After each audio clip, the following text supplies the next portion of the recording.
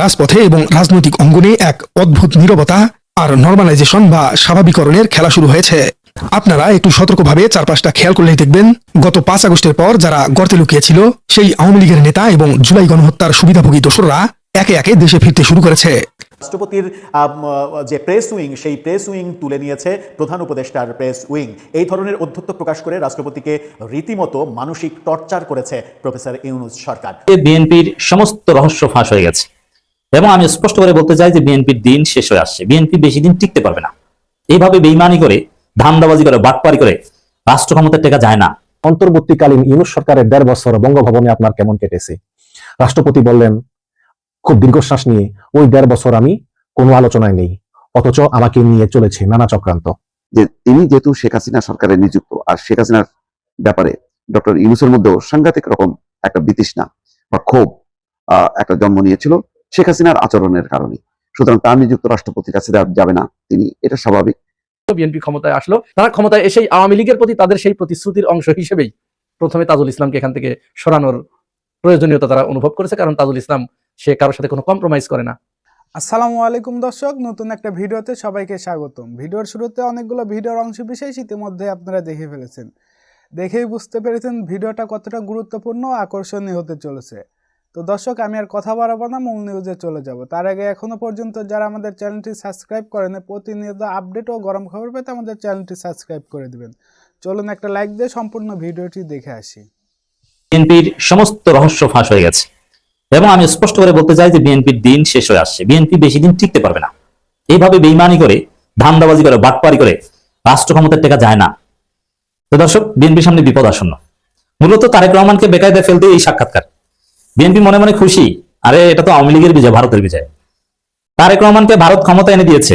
এই ভারত তারেক রহমানের হাত ছেড়ে দিয়ে তারেক রহমানকে বেকায়দায় ফেলবে। এই ভারতের হাতে বিএনপি পতন হবে। Just wait and see. পুরো গেম খেলছে ভারত। এই সাক্ষাৎকার, প্রশ্নমালা, উত্তর কি হবে, এগুলো সব ভারত সাজিয়ে দিয়েছে। এটা ভারতের একটা গভীর খেলা। আর এই খেলার মধ্যে পড়েছে বিএনপি। বিএনপি মনে মনে খুশি না, খুশি না। বিপদ কত প্রকারের কি অচিরেই তারা টের পাবে। এই সাক্ষাৎকার শুনে আপনি চমকে উঠবেন, কি ঘটেছে। দর্শক, আপনি চিন্তা করেন, এই চুপ্পু কে? হাসিনার লোক, এটা কে না জানে। এবং হাসিনার লোকের মধ্যে একটা লিমিট আছে, কেমন লোক ছিল তাও তো আপনারা জানেন। সেই চুপ্পু বলছে যে তার কঠিন সময় যখন বঙ্গভবন ঘেরাও হয়, রাষ্ট্রপতিকে সরিয়ে দেওয়ার জন্য জোরালো আন্দোলন, তখন পাশে পেয়েছে বিএনপিকে। Tarique Rahman he is very cordial, কি ভালো মানুষ, বুঝতে পারছেন। এখন একদম পিওর একজন ভারতীয় দালাল মহামান্য রাষ্ট্রপতি শাহাবুদ্দিন চুপ্পু, কোনো সন্দেহ নেই। সেই ভারতের দালালের কাছে তারেক রহমান মহান ব্যক্তি, কর্ডিয়াল। এর অর্থ কি? এই সাক্ষাৎকারের সরল তাৎপর্য হচ্ছে বিএনপি শহীদদের রক্তের সাথে বেইমানি করেছে। গণঅভ্যুত্থান, জুলাই বিপ্লব, এগুলোর প্রতি বিএনপির কোন শ্রদ্ধা ভালোবাসা নেই। বিএনপি উপর মেকি এই অভ্যুত্থানের পক্ষের শক্তি বলে দাবি করছে। বিএনপি যার সুবিধাভোগী। আমাদের জুলাই বিপ্লব ব্যর্থ।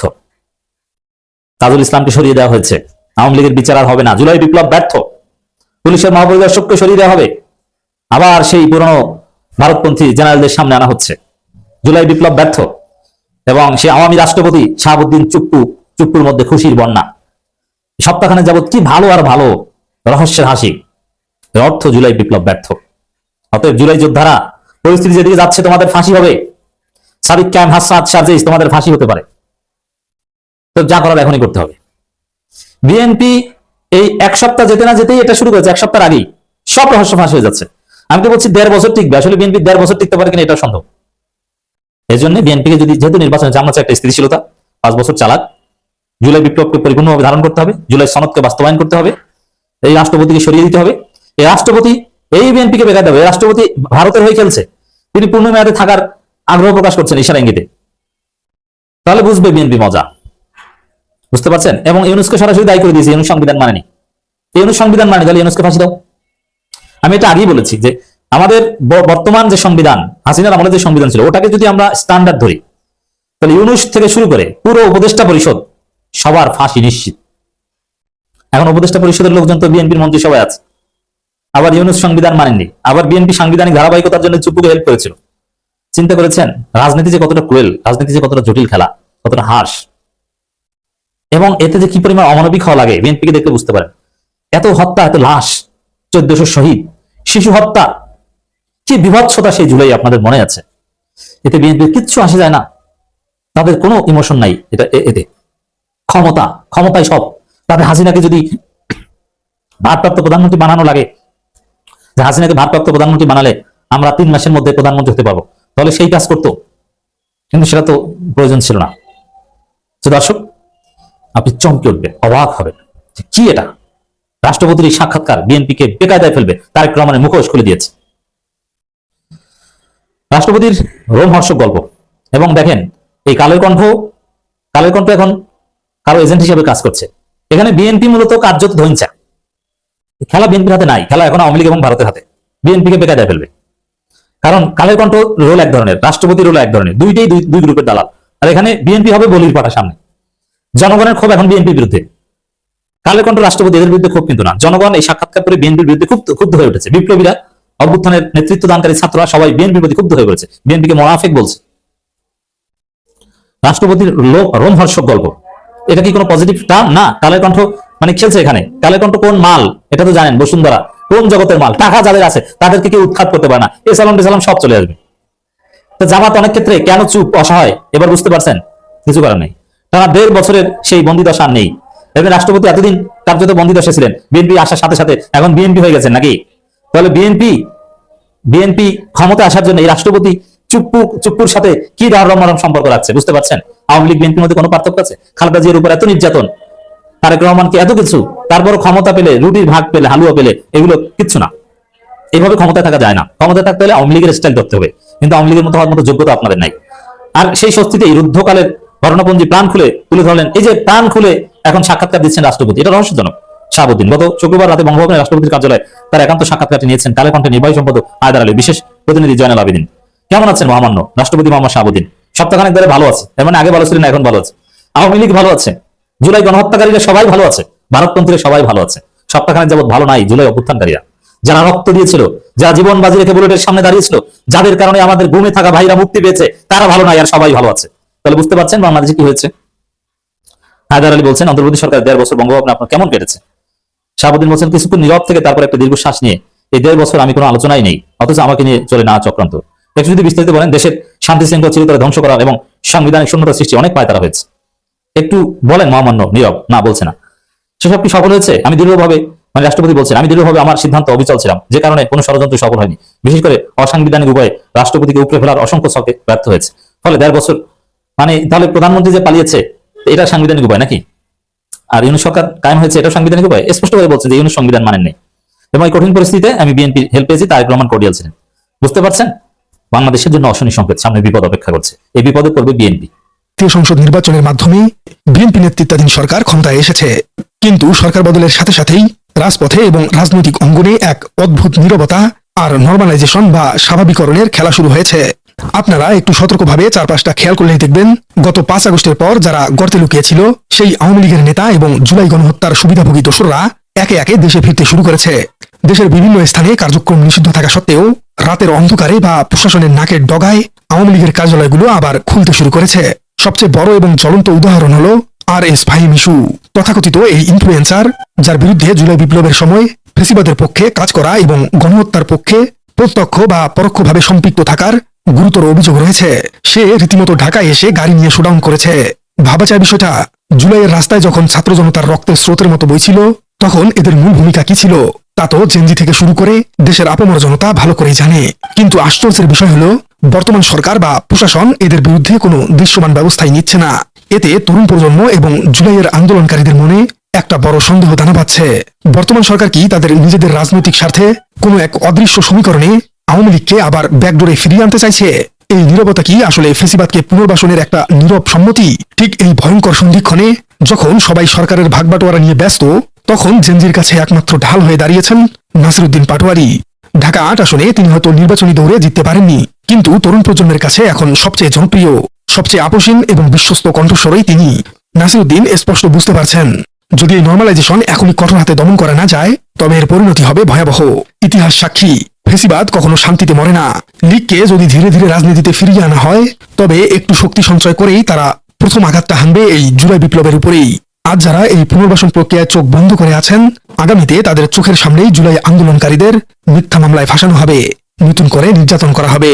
আর তাই নাসিরুদ্দিন পাটোয়ারি শুধু সরকারকেই প্রশ্নবিদ্ধ করছেন না, তিনি জবাবদিহিতায় আনছেন তার নিজের দলের সদ্য নির্বাচিত সংসদ সদস্য হাসনাত আব্দুল্লাহকেও। হাসনাতকে ট্যাগ করে তিনি মূলত পুরো সংসদ এবং রাষ্ট্রযন্ত্রকে একটা কড়া বার্তা দিচ্ছেন।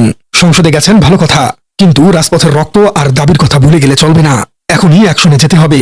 কিন্তু প্রশ্ন হচ্ছে, নাসিরুদ্দিনের এই ডাকে কি হাসনাত আব্দুল্লাহ বা বর্তমান সরকার সাড়া দেবে, নাকি লীগের এই পুনর্বাসন প্রক্রিয়া চলতেই থাকবে? নাসিরুদ্দিনের এই ক্ষোভ কিন্তু একদিনের নয়, বা স্রেফ একটা ফেসবুক স্ট্যাটাসের মধ্যেই সীমাবদ্ধ নয়। 5 আগস্টের পর থেকে আমরা কি দেখেছি? জুলাইয়ের আন্দোলনে যারা বুক পেতে দিয়েছিল, যারা রক্ত দিয়েছে, সেই বিপ্লবীদের এখন নানাভাবে কোণঠাসা করার চেষ্টা চলছে। আর অন্যদিকে ফেসিবাদের দোসররা বুক ফুলিয়ে ঘুরে বেড়াচ্ছে। RS ফাহিমদের মতোই একজন, যার বিরুদ্ধে জুলাই বিপ্লবের ফেসিবাদের পক্ষে কাজ করার বিস্তর অভিযোগ রয়েছে। সে যখন ফিরে এসে বিনা বাধায় ঢাকায় শোডাউন করে, তখন সাধারণ মানুষের মনে প্রশ্ন ওঠাই স্বাভাবিক, ব্যাকগ্রাউন্ডে আসলে কি সেটিং চলছে? বর্তমান বিএনপি নেতৃত্বাধীন সরকার হয়তো কোনো কৌশলগত কারণেই নীরব আছে, অথবা তারা এই নর্মালাইজেশন প্রক্রিয়ারই অংশ। আপনারা সাম্প্রতিক খবরগুলোই হয়তো খেয়াল করেছেন, গোপালগঞ্জের মুকসুদপুর, মাদারীপুরের কালকিনি কিংবা শরীয়তপুরের মতো জেলাগুলোতে গত কয়েকদিনে কিভাবে প্রকাশ্যে 18 মাস ধরে বন্ধ থাকা আওয়ামী লীগের কার্যালয়গুলো খুলে দেওয়া হয়েছে। সেখানে রীতিমতো কেক কাটা হচ্ছে, জয় বাংলা স্লোগান হচ্ছে। কিন্তু ক্ষমতার এই খেলাটা কত বড় বুমেরাং হতে পারে, সেটা বর্তমান নেতৃত্ব হয়তো আজ করতেই পারছে না। আর ঠিক এই জায়গাটিতেই জেনজি এবং জুলাই বিপ্লবের কাছে সবচেয়ে বড় শক্ত ঢাল হয়ে দাঁড়িয়েছেন নাসিরুদ্দিন পাটোয়ারি। তিনি হয়তো ঢাকা 8 আসনে নির্বাচনী সমীকরণে হেরে গেছেন, কিন্তু রাজপথের পালস এবং তরুণদের সেন্টিমেন্ট তিনি সবচেয়ে ভালো করে বোঝেন। নাসিরুদ্দিন খুব ভালো করে জানেন, আওয়ামী লীগ এমন একটা দল, যাদের যদি এই মুহূর্তে একটুখানি নিঃশ্বাস দেওয়ার সুযোগ দেওয়া যায়, তবে তারা ভবিষ্যতে দ্বিগুণ প্রতিশোধ স্পৃহা নিয়ে ফিরে আসবে। আর তারা ফিরে এসে প্রথম আঘাতটা কাদের উপর করবে? এই জুলাইয়ের ছাত্র জনতা এবং জেনজিদের উপর, যারা পুরো গণ অভ্যুত্থানে নেতৃত্ব দিয়েছিল। আজ যদি এই নর্মালাইজেশন দমন করা না যায়, তবে লিখে রাখুন, আগামী কয়েক বছরের মধ্যেই এই জুলাইয়ের বিপ্লবীদেরকেই আবার স্বাধীন দেশে নতুন করে নির্যাতিত হতে হবে। নাসিরুদ্দিন পাটোয়ারির মূল স্ট্যান্ড বা অবস্থানটা ঠিক এখানেই। তিনি কোনো রাজনৈতিক আপোষ করতে রাজি নন। তিনি কোনো রাগঢাক না রেখেই সরাসরি আঙুল তুলেছেন তারই দলের মুখ্য সংগঠক এবং কুমিল্লা 4 আসনের নবনির্বাচিত সংসদ সদস্য হাসনাত আব্দুল্লাহর দিকে। হাসনাত এখন সংসদের ভেতরে, ক্ষমতার কাছাকাছি। নাসিরুদ্দিনের বার্তা খুবই পরিষ্কার, নির্বাচন তো হইল, এইবার সংস্কার আর বিচার হইবে। অর্থাৎ নির্বাচনের নামে ক্ষমতার এই পালা বদলে যেন কোনোভাবেই জুলাই গণহত্যার বিচার ধামাচাপা না পড়ে। দর্শক, একটু গভীরভাবে চিন্তা করে দেখুন, আজকে যখন সবাই ক্ষমতার স্বাদ পেতে ব্যস্ত, এমপি মন্ত্রী হওয়ার দৌড়ে নিজেদের নীতি বিসর্জন দিচ্ছে, তখন এই নাসিরুদ্দিন পাটোয়ারি কিন্তু স্রোতের বিপরীতে দাঁড়িয়েছেন। তিনি চোখে আঙ্গুল দিয়ে দেখিয়ে দিচ্ছেন, বিপ্লবের পর যদি প্রতি বিপ্লবীদের পুনর্বাসন করা হয়, তবে সেই বিপ্লবের কোনো দাম থাকে না।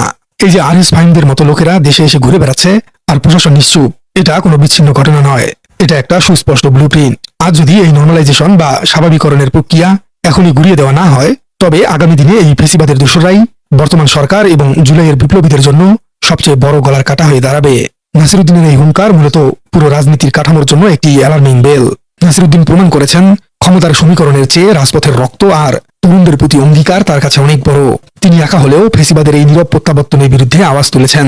এখন তো দর্শক, ভিডিওটি দেখলেন, দেখে কি জানলেন, কি বুঝলেন? আপনাদের গুরুত্বপূর্ণ মতামতটি আমাদের কমেন্ট বক্সে জানিয়ে দিবেন। পারলে ভিডিওটি শেয়ার করে দিয়ে সবাইকে ভিডিওটি দেখার সুযোগ করে দিবেন। আজকে এই পর্যন্তই, আবার দেখা হবে নতুন কোনো ভিডিওতে। সবাই ভালো থাকবেন, সুস্থ থাকবেন, আল্লাহ হাফেজ।